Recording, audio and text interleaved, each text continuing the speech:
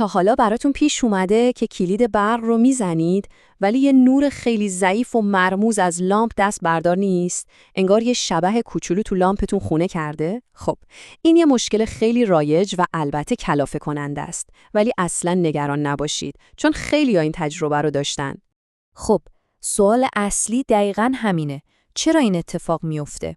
یعنی مشکل از خود لامپه یا نکنه سیمکشی ساختمون یه ایرادی داره؟ دقیقاً همین سواله که قراره توی این بررسی با هم به جوابش برسیم.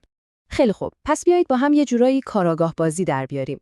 قدم به قدم جلو میریم، از دلایل ساده و دم دستی شروع می‌کنیم تا برسیم به موارد پیچیده‌تر و بالاخره بفهمیم داستان این نور مزاحم چیه و چطور میشه از شرش خلاص شد. بسیار خوب. اول از همه بریم سراغ چیزایی که جلوی چشممونه و میتونیم بهشون دست بزنیم. میدونید خیلی وقتا جواب خیلی ساده تر از چیزی که فکر میکنیم و دقیقاً همونجاست. ما اینجا 3 تا مظنون اصلی داریم. اولین مظنون خود لامپه، مخصوصاً اگه یه لامپ ارزون و بی‌کیفیت باشه. مظنون دوم کلید برقه، به خصوص اونایی که یه چراغ کوچولو دارن یا از نوع هوشمند هستن. و آخری هم دیمرها، یعنی همون وسیله‌های تنظیم نور که اگه با لامپتون سازگار نباشن میتونن دردسرساز بشن.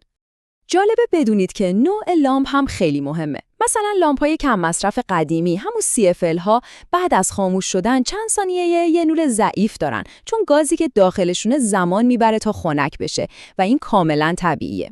اما توی لامپ‌های LED داستان فرق میکنه. اون درخشش ضعیف به خاطر یه مقدار انرژی ناچیزه که توی خازن‌های داخلیشون گیر کرده، که این اتفاق هم بیشتر توی مدل‌های ارزون قیمت‌تر میفته.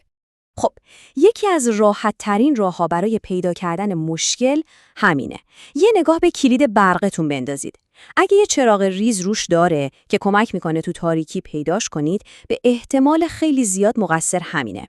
ببینید، این کلیدا برای روشن نگه داشتن اون چراغ کوچولوی خودشون یه ذره برق از مدار نشت میدن، یا بهتره بگم ازشون در میره. همین مقدار خیلی کم برای روشن نگه داشتن یه لامپ حساس LED کافیه. راه حلش هم از همه ساده تره. کلید رو با یه مدل معمولی و بدون چراغ عوض کنید. خب اگه مشکل از لامپ و کلید و این چیزا نبود، وقتشه که یکم عمیق‌تر بشیم و بریم سراغ مقصرهای نامرئی که توی دیوارهای خونتون پنهان شدن. اینجا دیگه مسائل یه مقدار تخصصی تر میشن. تا حالا اصطلاح ولتاژ فانتوم یا ولتاژ القایی به گوشتون خورده؟ یه پدیده جالبیه. وقتی سیم‌های برق مختلف توی دیوار از کنار هم رد میشن، مثل 2 تا آهنربا روی هم اثر میذارن. این اثر باعث میشه یه ولتاژ خیلی خیلی ضعیف توی سیمی که به لامپ شما وصله ایجاد بشه، حتی وقتی کلید خاموشه. این ولتاژ شبحه‌طور برای لامپ‌های رشته‌ای قدیمی اصلا مهم نبود، اما برای لامپ‌های کم مصرف و حساس امروزی کافیه تا یه درخشش ضعیف ایجاد کنه. بعضی اوقات هم مشکل میتونه از این جدی‌تر باشه. یعنی نه تنها آزاردهنده است، بلکه میتونه یه زنگ خطر برای ایمنی باشه. سیمکشی اشتباه مخصوصاً توی ساختمان‌های قدیمی‌تر یکی از شایع‌ترین دلایله. یا ممکنه سیستم ارثینگ خونتون ضعیف باشه و نتونه ولتاژهای سرگردان رو تخلیه کنه. حتی نوسانات برق شهری هم میتونن باعث این مشکل بشن. و اینجا باید خیلی جدی و رو راست یه نکته رو بگم. وقتی بحث سیمکشی و مشکلات پیچیده برقی میشه، لطفاً اصلاً خودتون دست به آچار نشید. ایمنی شما از هر چیزی مهمتره. برای بررسی و تعمیر این جور موارد حتما با یه برقکار ماهر و قابل اعتماد تماس بگیرید. بسیار خوب، قبل از اینکه پرونده رو ببندیم، بیایید یه احتمال آخر رو هم در نظر بگیریم. یه احتمالی که شاید باورتون نشه، ولی اصلاً ربطی به برق و سیمکشی نداره و ممکنه فقط یه خطای دید باشه. ممکنه خنده‌دار به نظر بیاد، ولی گاهی وقتا اون نور ضعیفی که می‌بینید اصلاً از خود لامپ نیست. تصور کنید اتاق کاملاً تاریکه. این نور میتونه بازتاب نور ماه از پنجره، نور چراغ‌های خیابون یا حتی نور یه دستگاه الکترونیکی دیگه باشه که به سطح شیشه‌ای یا پلاستیکی لامپ خورده و این توهم رو ایجاد کرده که لامپ روشنه. خب، حالا که همه دلایل احتمالی رو با هم مرور کردیم، وقتشه یه جمع‌بندی نهایی بکنیم.